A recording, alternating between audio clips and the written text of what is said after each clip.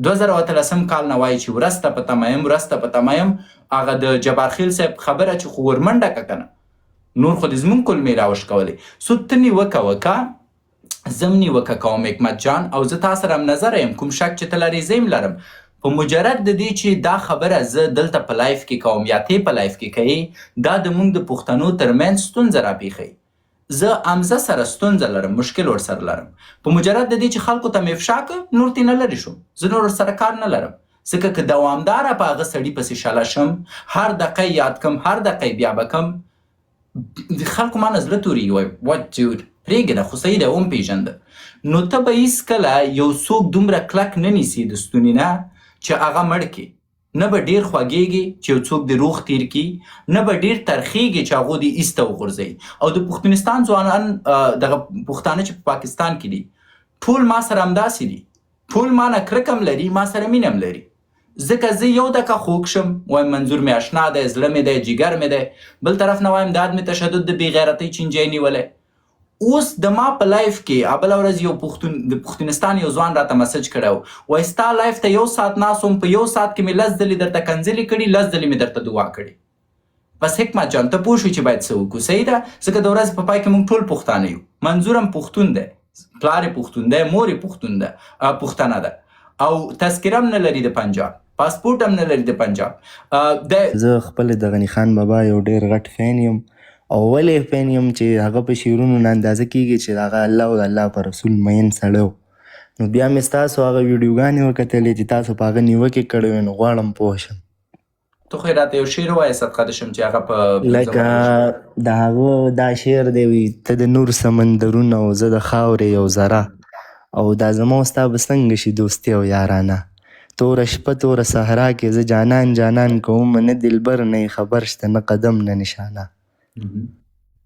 په دې شعر کې غني خان بابا تاسو په خپل هم پوهېږئ لکه الله جل شانه ته مخاطب دی چې ته د نور سمندرونه یو زه د خاورې یو ذره یم په دې بل شعر کې فرمایي چې دا زما او ستا به څنګه شي دوستي او یارانه اعتراض نه کوي بلکې داسې عجیبې طریقې سره بیانوي چې دا به لکه څنګه شي هغه انسان چې کله د بېلتون بیخي هغه اخري حد ته ورسي نو په هغه وخت کې بیا داسې کړی لیکل کېږي د شاعر له قلمه نو په دې اړه مې پوښتنې کولې نه هغه بل وروستی یو دی چې ټوله موضوع یې واضح کړې هغه دې کټ کتې ډېر وران سړی پوه شوې چې یاره دغه دریم کې خو مشکل شته دی زر دی هغه نه مشکل نشته ما ویل چې په دې اولو بیتونو باندې خبرې وکړو نه جان څه در باندې پوه شوم اوس یې ته دا وروستی یو مه وایه ځکه په هغې کې ټوله موضوع درته تشریح کړې پوه شوی ده چې یو کې په نوم به یو سړی راځي او زما د اصلي نیت به بل رقم ته کوي مطلب ما ته به بېنظیري کوي خزه صحیح زه د هغې د خاطره باید په وروستۍ برخه کې هر څه واضح کړم بیا وایي چې توره شپه توره صحرا کې زه جانان جانان کوم نه دلبر نه خبر شته نه قدم نه نشانه لکه زه به یې درته اوس ترجمه لږ وکړم بیا یې تاسو راته وفرمایئ صحیح ده لکه توره شپه توره صحرا کې زه جانان جانان کوم لکه مطلب د شپې څوک تهجدو ته راپاڅي زه دغه شان لګیا یم تا ته دغه کوم اواز درته کوم جانان جانان درته کوم دلبر درته کوم خو نه ستا د طرفه نه قدم زه وینم نه د نشانه وینم نه د خبر وینم دلته هم داسې یو سوالیه غوندې دغه کوي خو دا نه کوي چې بطور د اعتراض وکړي داسې پوښتنه شان کوي ګوره جان ته خپله پوه شوې دلته زه یو شی تاته وایم اول چې تاسو پرېکړه کوئ د یو انسان د پروفایل په اساس به پرېکړه کوئ تاسو د غني خان د ژوند او ته ماته منطقي انسان ښکاري ځکه زه غواړم نن تاته قناعت درکم تا د غني خان پروفایل یا د ژوند اړوند معلومات لوستي قربان لوستي مې دي د درس چیرته ویلی غني خان بابا د درس ابتدایي چې کوم درسونه وو هغه یې په خپل کلي کې ویلي نورې بیا بیروني ملکونو کې وی نه جان مکمل معلومات که لري راکړه که نه زه به یې درکړم ما سره دا دی د هغه کتاب مخې ته پروت دی لټون کتاب پوه شوې دا ما درته د هغې نه دغه خبره وکړه نه خو دا خو اوس مبهم شو که نه مثلا زه درته وایم چې ته مانه پوښتنه کوي چې اشرف غني چیرته درس ویلی زه درته وایم چې ولا چې څنګه وړکوش کې و په مدرسې ته په کابل کې تلو بیا د هغې نه وروسته نور خارج لکه دې کتاب کې چې ما کوم مطالعه کړې د هغې کې دومره ویل شوي چې ابتدایي کتابونه کوم سبقونه و هغه په باچا خان بابا په کلي کې ویلي وو، بیا د هغې نه بعد چې کوم د نور دیني نور کوم یې زده کړې وې هغه یې بیا بیروني ملکونو کې کړ. رښتیا وایي د قرآن حفظ یې په انګلستان کې کړی و او شیخ الحدیث چې شو هغه په اروپا کې شو. ګوره زه لګیا یم تا ته اوس ریفرنس درکوم. قربان ما کوم پوښتنه وکړه د هغې جواب زه غواړم جواب درکړم. زه درته وایم غني خان بابا چې کوم دی د په اصل کې چې دی ابتدایي مدرسه کې الفبیتي چې دی دننه په پښتونخوا کې زده کړه. بیا قرآن عظیم الشان حافظ چې شو دا په انګلستان کې شو، یو ډیسکوټیک ته نږدې یو پوهنتون و. او دغه شیخ الحدیث چې دی بیا په هندوستان کې شو. په هندوستان کې په یو پوهنتون کې چې نورو خلکو ته د ډمګیرۍ درس ورکوه، اماده ته چې د شیخ الحدیث درس ورکوه، دته یو بیل کلاس جوړ کړی و. او بیا اروپا ته لاړو د دې د خاطره چې خلکو ته تبلیغ وکړي. دا شراب خانو ته به تو، قمار خانو ته به ته، دا بد خلک به یې کېنول هغو ته به یې چې راشئ اسلام ته. اوس تاسو کولی شئ داسې یو تاریخ ورته جوړ کړئ. اما که چېرته تاسو وایئ چې نه راځئ موږ د ده سړي په پروفایل غږېږو، بیا کولی شو موږ په پروفایل بحث وکړو. غني خان داسې یو انسان و چې هغه د اسلامي مفکورې نه کرکه لرله. د همدې د خاطره چې دی کله هندوستان ته لاړه، په هندوستان کې د خپل تحصیلات د ډمګیرۍ شروع کړه. ګوره جان یسې کوم انسان چې د اسلامي مفکورې نه کرکه لري نو آیا هغه انسان داسې شعرونه لیکلی شي؟ زه غواړم دا درته وایم، زه غواړم اوس جواب درکړم. زه درته کوم شعرونه چې د لیکلي په اصل کې شعر ته د امراظم شعر مې یاداشت کړی. اما که چېرته ته مانه پوښتنه وکړې زه تانه یو ساده پوښتنه کوم، کوم انسان چې د اسلام سره مینه لري هغه د ډمګیرۍ پوهنتون وایي، طبله زده کوي، رباب زده کوي؟ هغه خو ډاکټر صاحب ځان له بحث دی کنه، زه ډېر مسلمان سړی یم. هغې ته وایي ډاکټر صاحب هغې ته وایي موسیقي. پوهې شوې؟ موسیقي صحیح ده. غني خان د اسلام سره مینه لرله، د دې د خاطره یې په هندوستان کې د موسیقۍ درس ویل. او موسیقي هغه بیا ځان له بحث دی چې په هغې باندې امامانو ډېر نه زه غواړم یو پوښتنه، ګوره ورور مې زه یو عادي پوښتنه لرم. زه وایم زه یې حلال و حرام پسې نه ګرځم. زه وایم ته ماته وایي چې غني خان په خدای مین یو فلسفي شاعر و. دا ګوره یو ډېر ژوره ادعا ده چې ته یې کوې. سمه ده، پوه شم. زه بېرته تا ته وایم چې فرض وکړه ته ماته وایي چې مولانا فضل الرحمن په اسلام مین سړی دی، ځکه لاړو په خپلې ځوانۍ کې په هندوستان کې د موسیقۍ د زده کړې پوهنتون شروع کړی و. که زه تا ته ووایم چې مولانا په خدای مین سړی دی، د خدای ولی دی، شیخ الحدیث دی، قرآن عظیم الشان حفظ کړی، او دا د دې د خاطره بیا لاړو په هندوستان کې د موسیقۍ درس شروع کړه، دغه خبره تا ته سمه ښکاري؟ نه. زه فقط غواړم، یعنی زه دلته نه غواړم چې توهین وکړم، زه فقط غواړم چې ځان پوه کړم. زه هغه انسان یم چې قربان زه هم همدې دپاره راوختم یم چې ځان پوهه کړم. پس راځه چې یو بل سره داسې یو بحث وکړو چې په دې کې ما او تا داسې یو پایلې ته ورسېږو چې ستا مغزې مومني، زما مغزې مومني. صحیح ده؟ لکه زه خو خپله ستاسې د عمر نه تقریبا چې ډېر کشر یم، د ما به چې ډېر عمر شي دغه 20 کالو ته به ونه رسېږي که نه، خو چې د هغه په شعرونو کې زه کومه مینه ګورم چې هغه د رب متعلق ده که نه، زه په دغه بنیاد ته خبر کوم. یو کې مونږ په شعرونو نه غږېږو. زه غواړم تا سره اول څه رقم زه تا پوه کړم. زه غواړم تا سره داسې یو بحث وکړم چې ته غواړې غني خان وپېژنې، زه هم غواړم غني خان وپېژنم. ته وایې چې هغه یو اسلام فکره فلسفي انسان دی، زه وایم چې هغه د فلسفي په نوم پښتون ته یو چینجی راوړی تر څو د رب په موجودیت باندې پښتون شکي کړي. ما او تا دواړه آرګومنټس لرو، په چا لرو؟ په غني خان لرو. صحیح ده که نه؟ نو لومړی باید مونږ غني خان وپېژنو، بیا پرېکړه وکړو چې د ده شعرونه سم دي که نه دي. ته پوه شوې زه څه وایم؟ ایو پوه شم. که تا یو انسان پېژندلی نه یي، د شخصیت نه خبر نه اوسې، فرض وکړه ته ډاکټر شکیب نه پېژنې، د ډاکټر شکیب ټیک ټاک درته معلوم نه دی، ته څنګه د ډاکټر شکیب خبرې اورې؟ صحیح. څو راځه لومړی غني خان وپېژنو. غني خان زه وایم زه یې وایم، ته کولی شي ما دفتن اصلاح کړې. زه وایم غني خان چې کله دننه په پښتونستان کې و، د ده پلار پاچا خان د انګریز د خوا حمایه کېده، او په غني خان باندې د ابتدا نه سرمایه ګزاري کوله. غني خان په ماشومتوب کې ډیری سفرونه لندن ته لرل. په لندن کې آزاد ژوند خوښېده، د عیاشۍ ژوند یې خوښېده او د دې د خاطره د پښتنو د وروسته پاتې چرت او فکر نه دا سړی په تنګ و، په عذاب و او د همدې د خاطره د ننه په پښتونستان کې د آزاد فکرو دپاره مبارزه کوله. غني خان یوه ډله هم لرله چې ورته یې ژوند پسنده ویلې. په اصل کې په هغې وخت کې دا ډله د ټنګ ډله یادېده چې دننه د پاچا خان په سترو باغونو کې به غني خان راته ډول و ډمپک به ورسره و، هلکان به ګډېده، د به ورته شعرونه ویلې. ډاکټر صاحب تاسو چې یو خبره کوم، تاسو چې د ډول او ډمپک د موسیقۍ خبره کوئ داسې په سپک انداز کې کوئ. ښه وبخي، ډول مبارک به راوته راتله، رباب مبارک به کېښودل کېده او غني خان صاحب به چې دی مبارکه موسیقي غږوله. نه زه غواړم دغه خپل بحث وکړم ځکه دا اوس مهم نه دی چې زه سپک وایم که دروند وایم. نو ډول مبارک به یو چا وهه، رباب مبارک به بل چا غږوه او غني خان مبارک به چې دی په ښکلي اواز باندې مقدسې زمزمې کولې. د هغې نه وروسته د پښتنو په ده فضا تنګه کړه، ځکه پاچا خان ورته ویلې چې یاره مونږ د تا د دې مبارک د ډول د غږ نه په عذاب یو، ځکه دلته افغانان راځي، نور پښتانه راځي، جرګي او تا چې دی د دوه سره مبارک ډول ته چې دی درز غوبل ورکړی، د دې اواز انګازې چې دی کولی شي په مونږ باندې جادویي اغېزه وکړي. نو پاچا خان ویلې چې خیر که زما پلار د ننه زما په باغ کې ما ته اجازه نه راکوي چې مبارک ډول سره لوبې وکم، نو زه ځم هندوستان ته. دا کوم شی چې زه درته وایم دا د غني خان د اصلي ژوند کیسه ده، ته یې کولی شي په تاریخي کتابونو کې وګورې.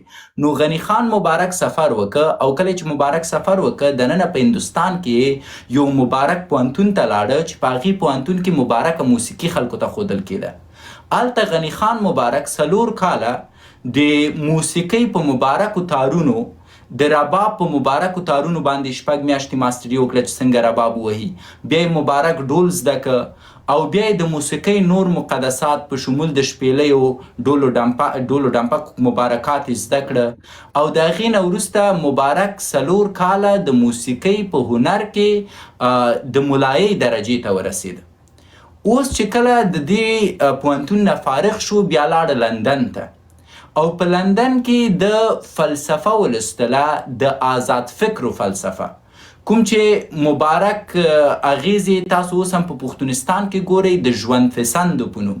دا کوم ژوند پسنده چې ګورئ دا په اصل کې د مبارک غني خان مریدان دي او د دوی ژوند پسند اصول چې شی دی چې مبارکه ډول و ډمپک به تاسو پلی کوئ تر څو ورته یو هلک په مبارکو اندازونو سره وګډېږي. یعنی هغه ګډېدا ته په شرم نشي اخیستی، هغه ګډېدا یو دقیقه جان زه درته تاریخ وایم. زه ستا د خبرو خلاصه بیانوم که نه، زه دا خبره نه کوم چې غني خان یو لوی ولی الله او غني خان اسمان نه راکوز شوی سړی و.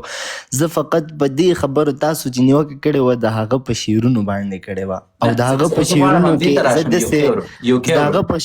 زه داسې رڼا ګورم. یو دقیقه جان، یو کې جان ما ته اجازه راکړه، زه غواړم همدې ته راشم. سو دننه په انګلستان کې مبارک غني خان د ژوند پسندو فلسفه ولوستله. د هغې نه وروسته راغی اروپا ته.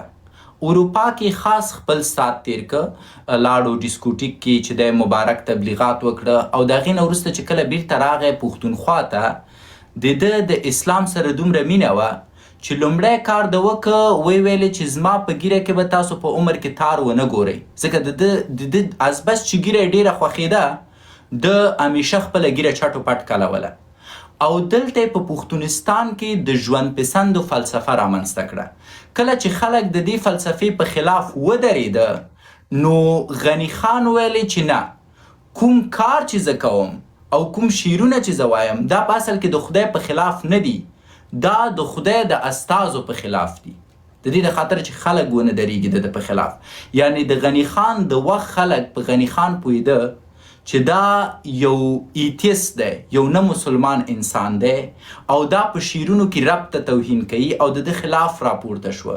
نو غني خان د ژوند پسندو په نوم فلسفه په پښتنو کې رواج کړه چې نه نه نه زه خدای ته توهین نه کوم بلکې ملایانو ته توهین کوم او د ملایانو د توهین په اساس د یو حزب وچلوه تر مرګه پورې. اوس 2 خبرې دي جان، یا ته ډیر پوهیږي د غني خان په شعرونو یا خپل غني خان په ډیر پوهیږي، ځکه خپله غني خان وایي چې زه کوم شعرونه چې وایم د اسلام په خلاف وایم ځکه اسلام د پښتونستان د پرمختګ مخه نیولې او غني خان ته پرمختګ چې شو د ګیري ډاکټر صاحب تاسو وویلې چې غني خان خپله ویل چې زه کوم شعرونه وایم دا د اسلام د پرمختګ خلاف و. لږ ثبوت دلیل غواړم چې دی په کوم ځای کې ویل. یو ساده ثبوت به زه تاته درکړم ورور مې، تر ټولو ساده ثبوت، او دا تاسو تاریخي کتابونو کې دننه د پښتونستان لطفا خپله لاړ شئ ووایئ د غني خان د بیکګراوند په اړه اوس ډېر آنلاین ریسرچونه تاسو کتی شئ چې خلک پوهېږي چې دننه په پښتونستان کې او په افغانستان کې ډېری خلک مسلمانان دي، نو دوی هغه لرې کړي. اما د غني خان هر هغه کتاب چې تاسو پیدا کړ چې هغه د غني خان د دورې چاپ شوی کتاب دی، د ژوندون د وخت چاپ شوی کتاب دی، په هغې کې وایي چې حتی د غني خان د کتاب د چاپولو مخالفت خپله غني خان هم کوو، د غني خان پلار هم کوو، د غني خان ورونو هم کوو. او غني خان په وروستیو کې یو هیلوزینیشن حالت کې و، د لیونتوب په حالت کې و. د به خپل شعرونه لیکل اما بیرته به چې دی هغه لرې کول او سوځول به او د ده د مړینې نه مخکې غني خان د پاچا خان نه په پاتې شوي په یو باغ کې ژوند ته مخه کړه. په هغې باغ کې به د سګرټ وهل او د سګرټو په کوتیو باندې به یې شعرونه لیکل. دا کوم دیوان چې د تا په لاس کې دی دا دیوان د غني خان ښځې چاپ ته ورکړی دی د غني خان د اجازې نه پرته. پس لطفا لالا مې کلم چې تاسو د تاریخ په اړه غږیږئ زه تاته وایم چې کوم تاریخ ما لوستی په دې شکل دی، که ته ماته وایي چې نه د تا تاریخ غلط دی، مثلا ماته ثبوت که چې د په هندوستان کې موسیقي نه ده ویلي، ماته ثبوت که چې د په انګلستان کې د ایتیزم فلسفه نه ده ویلي، ماته ثبوت که چې د په اروپا کې د شور او د مستی ژوند نه لره، ماته ثبوت که چې دا د پاچا خان په باغ کې هیلوزینیشن په حالت کې نه و پروت. ډاکټر صاحب تاسو ته ما وویل که نه، زه په دې باندې تاسو سره خبره نه کوم چې د غني خان یا ښه سړی و یا بد سړی و، زه د هغه په دغې خبرو باندې په دې شعرونو باندې تاسو نه پوښتنه کوم چې د ده په شعرونو کې موږ داسې یو قسم له احساس اخلو چې موږ ته الله راپېژني، موږ په الله میینه. پس اوس ما ته د غني خان په پروفایل پوه شو ورور مې چې غني خان څه رقم انسان. هغې نه زه خبر یم چې هغه بهر ملک کې څومره وخت تېر کړی، بیروني ملکونو ګارې جان. پس لومړی زه دا وایم چې کله تاسو وایئ چې غني وفرمایل، دا هغه کاذب احترام دی چې تاسو یې غني خان ته کوئ تر څو د ده د ایتیزم یا د ده د ملحدتوب چهره پټه کوئ. یا کله چې تاسو وایئ چې غني بابا تاسو ته به بابایي، یو شرابي ماته بابا کیدی نشي، سو دا یو پوخ دی چې ملحدین کاروي. یو دقیقه اجازه راکړه لالا مې چې زه تا پوه کړم، ځکه چې زه کله هم خبرې کوم ته مې نه پرېږدې. اول دغه زه تا ته غواړم زه اول غواړم تا ته دا شعور درکړم چې زه پرته د پیغمبر نه بل چاته نه وایم چې ده وفرمایل. زه چې کله وایم چې حضرت محمد صلی الله علیه وسلم وفرمایل ځکه زه د هغه شخصیت ته احترام کوم.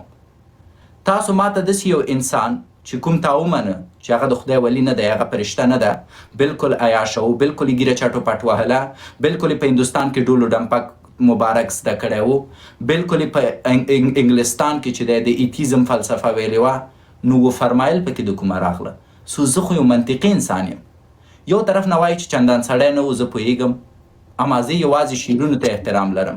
که ته یوازې شعرونو ته احترام لرئ نو وفرمایل پکې ولې وایي؟ زه په زرګونو شاعران لرم چې په مراتبو بهتره دي د غني خان نه دی. زه تراب لرم، شهید تراب یم، ولې هغه ته وفرمایل نه وایي؟ سو اوس په شعرونو کې راځو ورور، په شعرونو یې بحث کوو. لومړی ما غوښتل تا ته وښایم د غني خان شخصیت چې کومې نیوکې زه په کوم په ځای دي که نه دي. که ته وایې چې زما نیوکې د ده په شخصیت بې ځایه دي، لطفا ماته ثبوت کړه. زه تاسو قربان نیوکې چې کړې وې هغه په شعرونو کړې وې، شخصیت اوس شعرونو ته راځو جان، اوس شعرونو ته راځو. پس لومړی شخصیت ما ته قناعت وکړه، صحیح ده؟ سمه ده سمه. اوس یې شعر ویلی که یې شعر فرمایلی؟ فرمایلی. ولې؟ ضد نیولی؟ ضد نه یم نیولی. زه تاسو ته داسې خبره کوم چې ما داسې خلک لیدلي دي زما د سترګو د وړاندې چې فرضي منځونه به یې نه کول، خو چې د غني خان دا شعرونه چې کوم د الله متعلق. آریانا سید پیژنې ورور؟ آریانا سید پیژنې؟ نه. علی شاه پیژنې؟ نه جي ناز اقبال پیژنې؟ کیدای شي ها، ناز اقبال مبارکه کاناډا ته راغلې وه او دلته یې وفرمایل شین اسمان زرې زرې د سرو زرو تنابونه. دا جمله د ما تا ته څنګه ښکاري؟ څنګه؟ ناز اقبال محترمه بیبي کاناډا ته راغلې وه او دلته یې موږ ته یوه سندره وفرمایله چې شین اسمان زرې زرې د سرو زرو تنابونه، یوکې د بام په سر په یار وایي سلامونه. آیا دا جمله صحیح ده؟ ما ته معلومات نشته دې باره کې. زه فقط غواړم نو اوکې زه د نور په دې برخه کې نه پوښ کوم، اما ته ناز اقبال ته هیڅکله نه وایې چې ناز اقبال وفرمایل، ځکه د ناز اقبال شخصیت د وفرمایلو سره نه جوړیږي د ګرامري اړخ نه. صحیح خبره. دا داسې دی لکه ته چې علی شاه ته جلالت مآب ووایې، سو علی شاه ته څوک جلالت مآب نه وایي او غني خان ته زه ځکه وایم چې ته باید وفرمایل ونه وایې. نور د خوښه چې وایې که نه وایې، زما فقط دریځ دا ده چې زه خلک باید پوه کړم، حتمي نه ده چې ته زما خبره ومنې. پاتې شو د شعرو په برخه کې، تا ماته یو شعر وویلو، په دې شعر کې ته او زه چې کله غواړو د شعر تفسیر وکړو دا به د کلمو نه کوو، صحیح ده؟ چې زه د خېټې نه وایم چې نه نه نه دلته غني داسې نه دی ویلي، دلته غني داسې ویلي. کله هم چې تاسو شعر تفسیروئ، د شعر تفسیر به دومره غټوئ نه چې هغې معنا کې تاسو غلو وکئ. معنا یې څه دی؟ مثلا زه یو مثال در کوم، که زه وایم چې شین اسمان زرې زرې د سرو زرو تنابونه، سپوږمۍ د بام په سر په یار وایي سلامونه. اوس به ته داسې نه وایي چې دلته شین اسمان زرې زرې نه معنا دا نه ده چې دا اسمان ښایي، دا په اصل کې شین اسمان زرې زرې یعنی دا یو موټر دی چې زرې زرې پروت دی، دا هغه موټر ښایي. زه تا ته وایم چې ولاله ته ولې ګډوډ لګئ؟ که شاعر موټر ښایي ولې نه وایي چې شین موټر زرې زرې؟ نو آسمان نصیده تا موټر جوړ که، داسې تفسیر زه تا سره نه منم. اما که ته وایي چې شین اسمان زرې زرې د سرو زرو تنابونه، د دې نه معنا دا ده چې شین آسمان کې ورځې دي او ورسره لمر دی او دا لمر په ورځو لګېدلی دی، نو دا آسمان داسې ښکاري لکه چې ټوټه ټوټه شوی د دې ورځو په واسطه. زه درته وایم چې منطقي ده، آسمان هماغه دی، صحیح ده؟ ورځې چون انعکاس کړی لمر پې، د ورځو رنګ زیړ شوی او دا آسمان داسې ښایي لکه زرې زرې چې شوی، ځکه ورځې تیرو بیرې شوي. دا منطقي ده. د غني خان په شعرونو کې تاسو څه شی کوئ؟ هغه وایي شین اسمان زرې زرې، تاسو وایي چې دا سړی وایي چې شین موټر زرې زرې. ته پوه شوې زه څه وایم؟ نو داسې غلو به نه کوو. هغه کوم شعر دی چې ما ته ووایي، راځه دا شعر ما ته یو ځای تفسیر کړو. مهرباني ارشاد. ته د نور سمندرونه او زه د خاورې یو ذره. بس یو دقیقه ته د نور سمندرونه، زه د خاورې یو ذره. دلته اوس زه در سره تفسیر کوم، عادلانه تفسیر کوم. رب د نور نه پیدا دی، خلک وایي رب نور دی او نور څه رقم، چون رب حد نه لري، حدود نه لري، لوی دی، ستر دی، نو هغه ته د نور د سمندرو تعبیر ورکړی. در سره یې منم. زه د خاورو ذره، بلکل موږ د خاورو نه پیدا یو، در سره یې منم. پس دلته خبره دا ده چې غني خان وایي چې رب ډیر ستر دی او انسان ډیر کوچنی دی. رب د بهتره شینه دی لکه نور دی، مونږ خاور یو. منمې مخته لاړ شه. او دا زما او ستا به څنګه شي دوستي او یارانه؟ دلته زه اوس مشکل لرم، کوم ته چې ته غلط تفسیر ورکوې. غني خان وایي چې زه د داسې یو خدای سره یارانه نشم کوی چې هغه ما نه ځان دومره ستر ښایي. زه د خاورو عادي شی یم او هغه نور دی او بیا د ورځې په پای کې هغه وایي چې پوهېږي غني خان څه کوي، دلته تکتیکي نیوکه کوي، ځکه الله سبحانه وتعالی وایي چې ما نړۍ د حضرت محمد صلی الله علیه وسلم له رویه پیدا کړي. انسان اشرف المخلوقات دی. پس کله چې رب تا ته وایي چې زه در سره ملګرتیا کوم، کله چې رب درته وایي چې ستا د رویه مې نړۍ پیدا کړي، کله چې رب درته وایي چې ته د ما په مخلوقاتو کې اشرف المخلوقات یې، دا کلګیری څه کاره چې رب چیلنج کی. ته رب ته وایي چې زما ملګرتیا نه کیږي، یو دقیقه.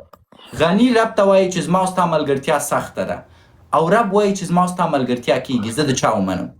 اعتراض نه کوي، تاسو ته مویل پوښتنه کوي چې دا به څرنګه شي. زه داسې کوم ښه، زه تا ته یو کنځله کوم. مثلا زه درته وایم چې شونډو اوس ته بل طرف ته مه ځئ ډاکټر صاحب. نه صبر، زه تا ته مثال در کوم. اوس ته ما ته وایي چې نه نه شکیب ما ته شونډو چې ویلې دا خو یې ما ته کنځل ونه کړه، دا یې مینه راکړه. دا ستا فکر دی لالا، اما شونډو په اصل کې کنځل ده. دا چې ته د مینې په سترګه ګوري هغه د تا کار دی. خر یو چاته لغته ورکوي، اوس یو نفر وایي چې نه سړیه دا خر خو لغته را نه کړه، دا مینه وه، د خر مینه لغته ده. دا متل دی، د خر مینه لغته ده. ښه ورشه خر ته دې ټینګ شه نه چې لغتې درکړي. ما ته د خر لغته ده، ځکه ما ژوبلهیز ورته د مینې نوم نشم ورکوی. ته ورته د مینې نوم ورکوی، اپ ټو یو. ته غني ته وایي چې دا دلته نیوکه نه کوي، اما سړي نیوکه کړي. هغه وایي چې زما یارانه د داسې یو چا سره نشي کېدی، ویلی نشي کېدی. ته وایي چې نه دا خو نیوکه نه کوي، دا په فضا کې لګیا دی، دا ستا کار دی ورور. زه تفسیر ته هغسې ګورم لکه څنګه چې دی. دریم یې ووایه، دریم کې ټوله خبره ثابتوي چې زه صحیح یم که ته. دریم ووایه، ګوره کلم چې یو دریم ووایه لالا، دریم برخه یې ووایه. دریم برخه به ووایم خو په دې نه دریمه برخه کې ثابتېږي چې ته سم یې که زه سم یم. مهرباني. توره شپه توره صحرا کې زه جانان جانان کومه، نه دلبر نه خبر شته، نه قدم نه نشانه. ختم. یو ځای کې ته وایې چې تا ځان نه ستر جوړ کړی، زه عادي یم. بل ځای کې وایې چې زما او ستا یارانه بیخي نه کېږي، او په آخر کې وایې سره د دې چې پوهېږم چې د ما او د تا یارانه نه کېږي، سره د دې پوهېږم چې زه عادي سړی یم، ته ستر یې، او زه بیا هم تا ته سجدې کوم، خو نښې دې نشته، زه دې نه منم. لالا نه منم خبره نه کوي که نه ډاکټر صاحب، تاسو دلته خبره غلطه وایي. اما کله چې زه داسې مثال در کوم، ښه زه تا ته یو مثال در کوم. زه درته وایم چې یو کې 3 ساعته درته لایف کې ناست یم، نښه او نشانه دې نشته، ورک یې. دا چی شعر دی؟ نه ګوره دغه خو یوازې داسې دا شعر نه دی که نه، داسې ډېر شعرونه دي چې په هغه کې دغه رنګ خیالات موندلی هغه یو شعر یې ما ته ووایه چې د سړیتوب وي. زه چلنج ورکوم د غني خان هر څومره مینهوال چې دي، غیر عادلانه به نه وي. ما ته یو شعر د غني خان ووایي چې هغه د سړیتوب شعر او هغې کې د بدعت او د ملحدتوب نښې نه وي. زه درته شعر وایم د رحمان بابا، ته نرشه دا غلط تفسیر که. اوس تا ته یو بله خبره کوم، هر هغه شعر چې غلط تفسیر شي هغه شعر نه دی.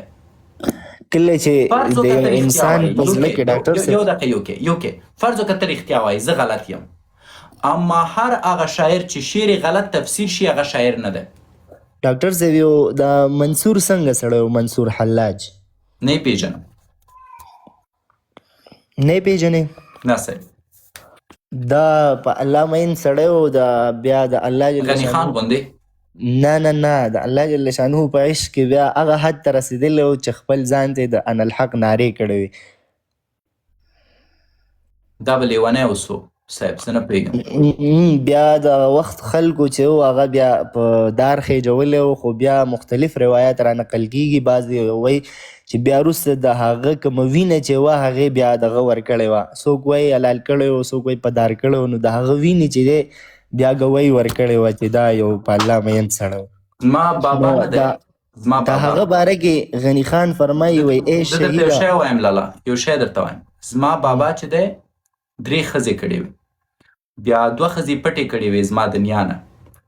بیا دی راغلی و کور ته او نه یې غوښتل چې زما نیا ته ووایي چې مطلب ما 2 نورې ښځې کړي، ځکه دا خان و کولی شوي. بیا دا چې راغلی و کور ته لوټکه یې راخیستې وه، دا لوټکه نوې وه، د خانانو لوټکې نه وي.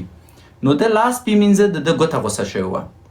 بیا د ده د ګوتې نه یو قطره وینه غورځېدلې وه. بیا دا وینه مبارکه په خبرو راغلې وه. زما نیا ته یې کیسه کړې وه چې وه ښځې ته خو ډېره پاکه مقدسه ښځه یې، او زه پوهېږم چې زه د ده شکیب د بابا وینه یم، اما د شکیب بابا 2 نورې پټې ښځې لري. بیا دا وینه مبارکه دا کتابي خبر ده. صبر جان بیا دا وینه مبارکه مخکې وه، نیا مې ورپسې وه چې لار وښیي چې 2 ښځې نورې چیرته دي. بیا هغه په لار کې کوم بلې ښځې په جارو والې وه، سیند ته یې ورټېلوالې وه، هغه وینه تر اوسه ورکه ده. بیا هغه سیند ته مونږ اوس د کریمو چونه وایو. اوس هم خلک ورځي کریمو چونې ته چې هغه مبارکه وینه کیدی شي بیا پیدا کی، او مونږ پې پوه شو چې زما د بابا 2 ورکې ښځې چیرته وي او زما نور نسل چیرته دی. اوس ته زما کیسه نه منې. ګوره ته اوس احساساتي چې ډاکټر صاحب ته ټوکې کوې، نه دا دی.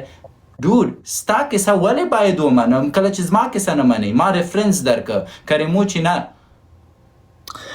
تو که ما سره وایي بحث کوي ورور چې خلکو وینه په خبرو راغله دا خو بیا پیغمبرو خلکو نه دا تاسو به خبر نه یې خو دا د اسلامي کتابونو کې د منصور حلاج صاحب ذکرونه ډېر شوي دي تاسو I don't care زه کیسه کې نه یم زه کیسه کې نه یم زه یوازې دومره درته وایم چې معجزې د حضرت محمد صلی الله علیه وسلم نه وروسته نه راځي زه په اسلام پوه سړی یم زه د هغه خلکو نه یم چې کینم په مزخرفه داستانونو باور وکم I don't care چې چیرته دي چیرته نه دي زه په پروفایل باندې باور کوم که ته چیرته ماته وایي چې د یو انسان وینه په خبرو راغلې وه I quit زه بحث ته دوام نشم ورکوی زه وایم بیا بیخي صحیح یا هماغې د غني خان فلسفې کې خوشحاله اوسئ غني یار د لیونو دی او غني پلار د لیونو دی Who cares زه نشم کوی داسې یو څه ومنم چې هغه غیر اسلامي دي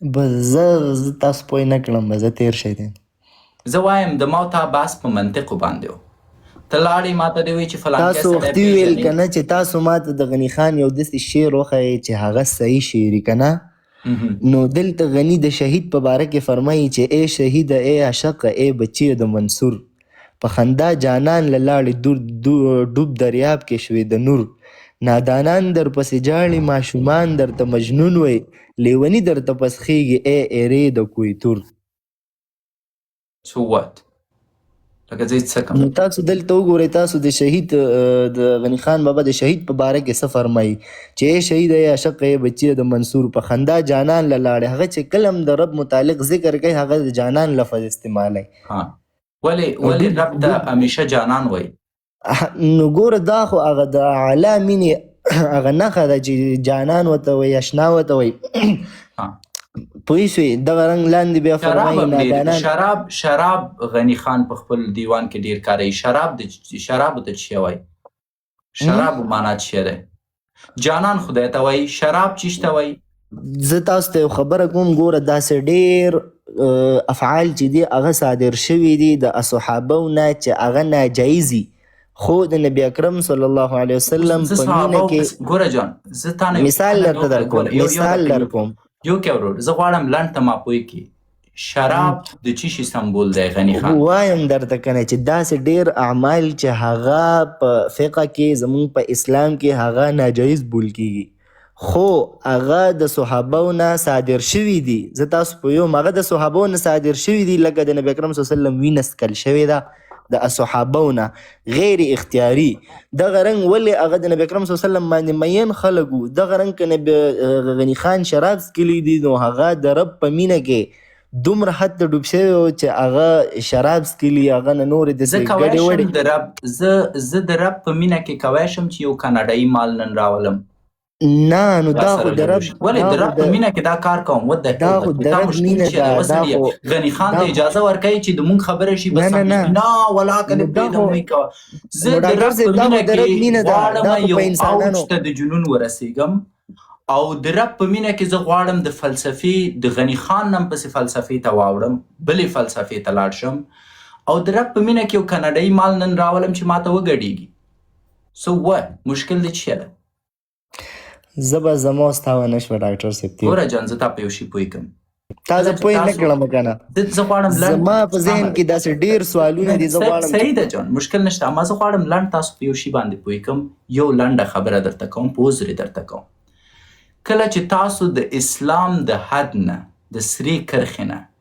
لږ هم اخوا شوئ او بل نوم ورکه بل انسان د هغې حد نه لږ نور هم اخوا کېږي مثلا یو مثال درکوم یو مجرد ځوان دی ساړه دی ژمی دی اودس کوي ډېر عادي لږ دومره باد ځي او دا ملا صاحب ته راځي وایي چې ډېر عادي ډېر لږ دومره د میږی چې راواخلې 18 زرې چې کې د هغې 1 زره د ما باد لاړی اودس مې مات دی ملا وایي چې زه بیچاره ګناه لري اوس دومره یخ کې دا خو ډېر لږ شی دی زه ورته وایي چې د تا اودس کېږي مشکل نشته اوس دا سړی سبا ته وایي چې پرون ډېر عادي ډېر لږ دومره شی شوه او د ما اودس مولوي صاحب جواز راکړه بل وایي چې ښځه د ما هم لږ زره دومره و بله ورځ به خبره تر دې رسېږي چې تا به فول تشناب ته به هم لاړې بیا به هم خلک وایي چې نه اودس دې روا دی ځکه فتوا ورکول شوه په اسلام کې ته کمی او ډېری نشي راوړی ورور دا د مولانا شاعري چې ده چې خلکو لاسونه داسې نیولي تاویږي پکې که نه، دا د مونږ غني خان د دري ژبو مولانا دا دواړه یو شی وه. هغه وایي چې مونږ د رب په خیال کې ګډېږو. سو تاسو که لږ تغییر ته اجازه ورکوئ په اسلام کې چې دا فلسفه شوه، دا مجنون شو، دا خیالي شو، ته څه کاره یې چې ساقي پیغمبر ته د ساقي نوم ورکوئ؟ ته څه کاره یې چې شرابو ته د مسجد نوم ورکوئ؟ ته څه کاره یې چې خدای ته د جانان نوم ورکوئ؟ Who the hell you are؟ زه دا نه منم ورور مې. ځکه خو بچه بازۍ ته هم تاسو چې دی د رومي نوم ورکړی، سړی دی سندره چالان د لاس یې جیګ نیولی، سترګې پټې کړي، دورې وهي، څه شی دی؟ دا یوه طریقه ده، دا یو روحانیت طریقه ده. زه دا کیسې په اسلام کې نه منم. هر هغه څه چې راته رب ویلي، هر هغه څه چې راته د رب پیغمبر ویلي، ورور مې یوازې د هغې نه پیروي کوم. او د داسې یو انسان چې هغه ږیره یې نه منله، په خپل زړښت کې د مرګ په وخت کې ږیره چټو پټکل کړې وه، د هغه د ولیتوب کیسې زه نه منم. او د هغه شعرونه چې د الحاد نه ډک شعرونه دي، زه نشم کوی هغې ته تفسیر د زړه نه جوړ کړم. زه دا کار نشم کوی، زه بخښنه غواړم. آزاد مبارز صاحب ستړی مشي، الله دې راوله. وعلیکم السلام. زیات شلریږي. مننه صاحب، مهرباني ورور. بحث په ډېر زبردست بحث وکړ، خو یو دا شی پکې دی چې یو شی خدای حرام کړی وي او ته یې شي چې دا د جانان په مینه کې دا خو یا غلطه خبره شوله. لکه شاهرخ خدای حرام کړي دي او ته یې شي چې نه دا خو زه د خدای په مینه کې دمره غرق شوی، تباه شوی، غیاغ شوی یم، درک مین شوی یم چې زه شاهرخ شم او خدای حرام کړي دي، دا خو بیا نه سره سیخېږي، دا سره غلطه شوله، سره رده بده خبره ده که نه. نور یې غني خان شریف په باره کې زه خو سبا خبره دومره مطالعه نه لرم، نه مې غني خان څخه کړی دی، نه مې د شرینه تر اوسه غږولی دي، نه مې لیدلی دي، نه یې یور وم خدای شته سبا خبره نه کړې کور وده ځکه چې مننه. زه یو شی وایم، زه معمولا آرګومنټس کاونټر آرګومنټس ما خوښېږي. زه دوامداره وایم چې هر هغه ملګري چې فکر کوي زه غلط یم، الله دې راولي، زه ورسره همیشه خبرې کوم، همیشه ورسره بحث کوم. اما په بحث کې باید یو شي ته مونږ او تاسو فکر وکړو. زه دلته دوه لارې لرم، یو د خدای بندگان خوشحاله کم، دوه خدای خوشحاله کم. که زه چیرته کینم د غني خان د الحاد یا هم د خدای نه د انکار شعرونو ته د فلسفي نوم ورکوم او ورته وایم چې نه دا سړی فلسفي شاعر و په خدای مینو، دا ظلم دی. زه دا ظلم نه کوم. زه خپله سم مسلمان یم؟ بالکل نه یم، اصلا زه ښه مسلمان نه یم. اما دا په دې معنا نه ده چې زه ملحدینو ته چې دی وخت ورکم او ورته وایم چې ستاسو شاعري د اسلام دپاره ګټوره ده. او که چیرته تاسو نظر لرئ، فکر کوئ چې زه غلط یم، الله مو راوله، ما ته یوازې ووایئ، زه به مو راپورته کړم، در سره به وغږېږم او بحث به در سره وکړم. مهرباني صاحب ستړي مه شئ. محترم شکیب صاحب سلامونه. علیکم السلام.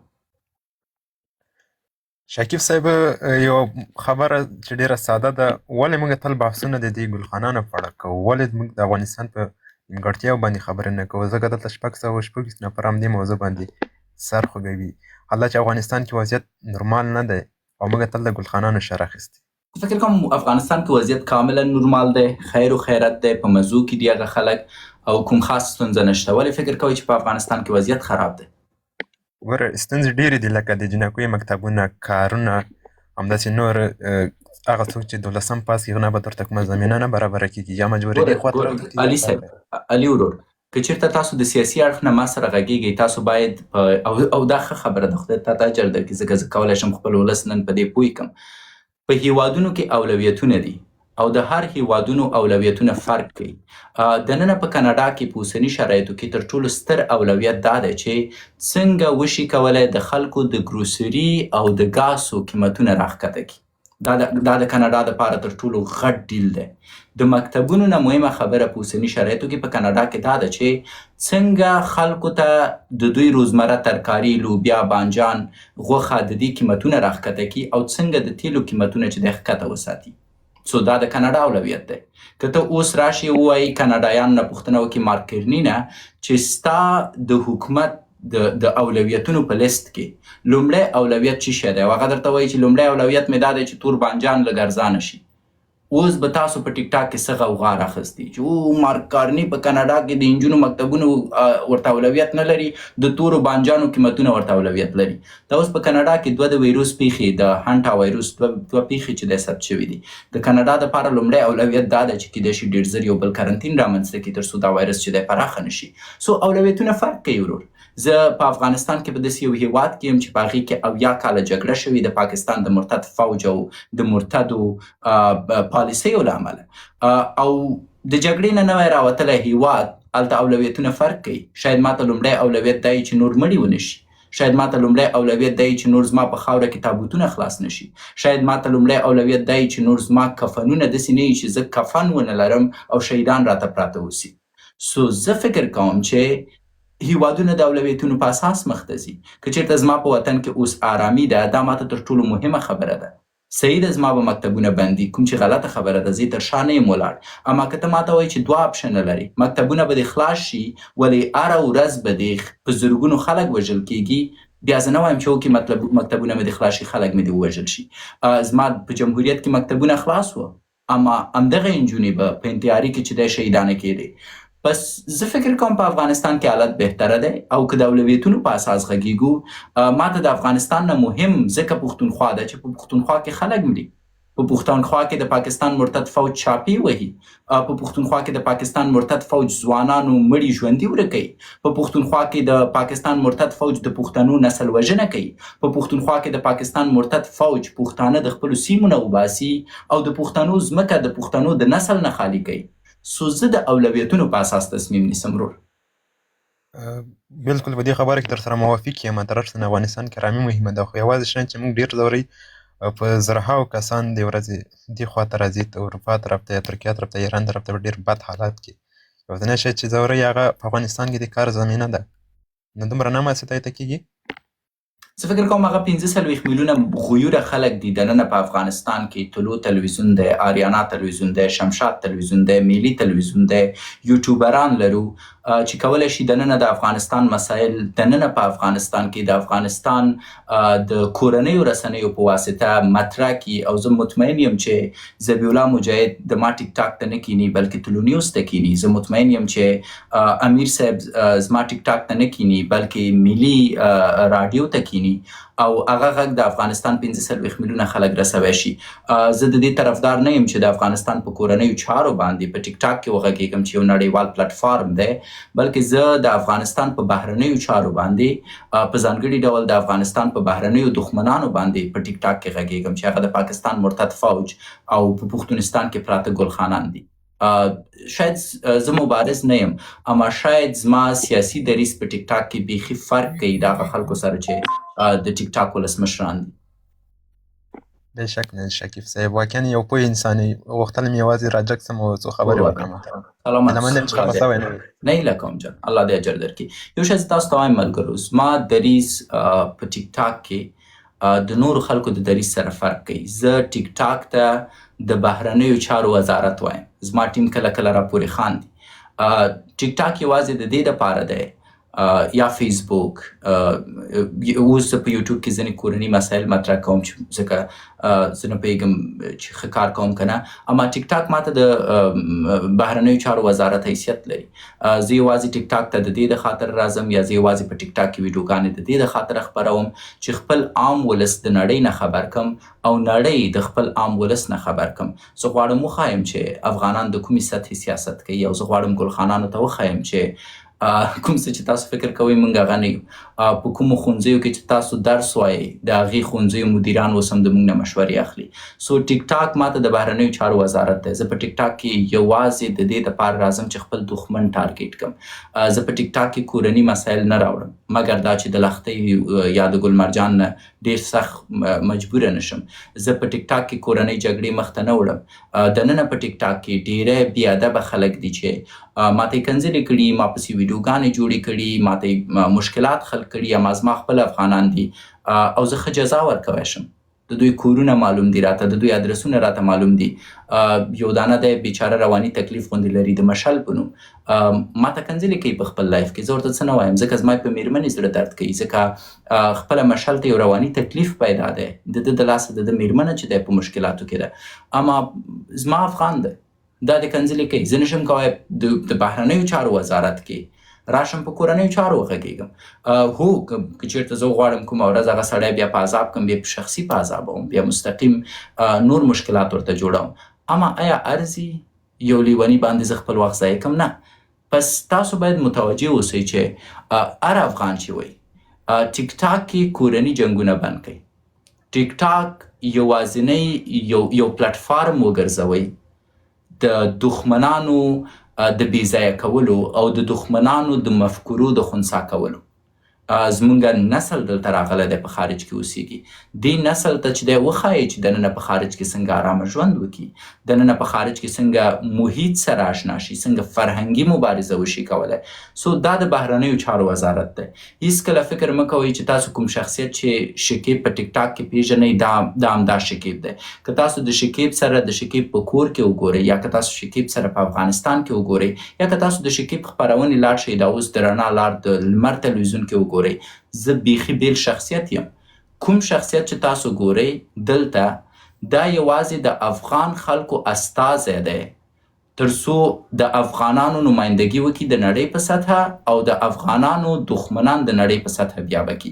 ټیک ټاک کې زه په داخلي مسایلو، په طالبانو، په ملي اردو، په خپل بیرغ، په نامنۍ، په دې باندې زه بحث نه کوم. شاید خبر پې جوړ کړم اما بحث پې نشم کوی. راځم بل ملګري ته. خوږیاڼی صاحب ستړی مه شي، الله دې راوله. په خیر راغلی. سلامونه، نیکې هیلې ډاکټر صاحب. هیله ده چې روغ او جوړ به یې. علیکم السلام. مهرباني صاحب. ډاکټر صاحب مونږ خو ستا ډېر غټ ایشا خبره، پاکستانیانو خبره ډېر غټ مینوال دي. الله دې اجر درکړي. ډاکټر صاحب یو ویډیو مې د وکتله د خوږیاڼیو په باره کې، تا ویلې مونږ په خوږ باندې غیرت کړی و. نو په دغه کې ما مخکې مې یو څو ویډیوګانې نورې کتلې وې چې هغه وایي چې دلته د خوږ لفظ دی، د چې کندهاري کې خوږ ویل کېږي، ګې ده، خوږ نه اخیستل شوي چې خوږیاڼي دی. نو نه پوهېږم چې هغه به صحیح او که ته به صحیح. خوږیاڼي مطلب دا خواږه خلک دي؟ د یو د خوږ یو د خوږیاڼي خپله د خوږ نه اخیستل شوی دی، د یو فرد نوم و چې خوږ نومېدو. که مور ورته د مینې نه خوږ ویل همداسې چې و. خو ما دا ویډیو ډېر مخکې زه به ورکې تا ټک کړم ډاکټر صاحب، ما ته راځي مخې ده. نو هغلته چې ستا ویډیو مې وکتله، نن مې ستا ویډیو وکتله. خدای دې غږ نه کړه. ما ولې وخندل؟ ما ته د شاتګل را په یاد کوي، ځکه د هغه نوم د شاتو نه اخیستل شوی و که نه، د شاتو ګل یا شاد ګل، د خندا ګل، زه نه پوهېږم. شاد ده، هغه شاد خوشحالي. تم خوږیاڼي والی که نه؟ زم خوږیاڼي والی یم. تو والا په خوږیاڼو کې د خوږ انسان لیدلی ټول جدي دي. خبره ده غلطه، ټول شوم دي، ټول جنګي دي. تو والا کوم خوږیاڼي وال دی لیدلی چې کږه خولۍ اغوستي